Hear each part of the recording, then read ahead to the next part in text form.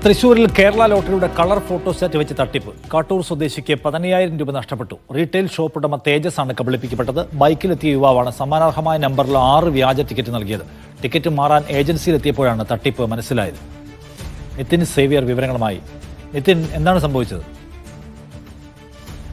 കഴിഞ്ഞ 27-ാം തീയതിയാണ് ഒരു യുവാവ് ഈ തേജസിന്റെ കടയിലെത്തി 6 ലോട്ടറി ടിക്കറ്റുകൾ കൈമാറുന്നത്. QR കോഡ് വെച്ച് പരിശോധിച്ചപ്പോൾ ഈ 6 ടിക്കറ്റിനും 5,000 രൂപ വീതം സമ്മാനം അടിച്ചിട്ടുണ്ട് എന്ന് കാണിക്കുകയായിരുന്നു. തുടർന്ന് ഇതിന്റെ കമ്മീഷൻ ഒഴികെയുള്ള 15,000 രൂപ ഈ യുവാവിന് തേജസ് നൽകുകയും ചെയ്തു. പിന്നീട് ഈ ലോട്ടറി ഏജൻസിയിൽ ടിക്കറ്റ് മാറാനായി തേജസ് എത്തിയപ്പോഴാണ് ഇത്തരത്തിൽ കബളിപ്പിക്കപ്പെട്ടതായി മനസ്സിലായത്. ഇത് വ്യാജ ടിക്കറ്റാണ് എന്ന് ലോട്ടറി ഏജൻസിക്കാർ കണ്ടെത്തുകയായിരുന്നു. പിന്നീട് പരിശോധിച്ചപ്പോൾ ഈ ടിക്കറ്റ് അതിന് മുൻപ് തന്നെ, ഈ പണം കൈമാറുന്നതിന് മുൻപ് തന്നെ ഇതിന്റെ യഥാർത്ഥ ടിക്കറ്റ് സമ്മാനം അടിച്ചാൽ ആലപ്പുഴ ട്രഷറിയിൽ ഈ പണം പറ്റി ഈ ലോട്ടറി ടിക്കറ്റ് മാറിയിരുന്നു എന്ന് കണ്ടെത്തുകയായിരുന്നു. 15,000 രൂപയാണ് ഇയാൾക്ക് നഷ്ടപ്പെട്ടത്.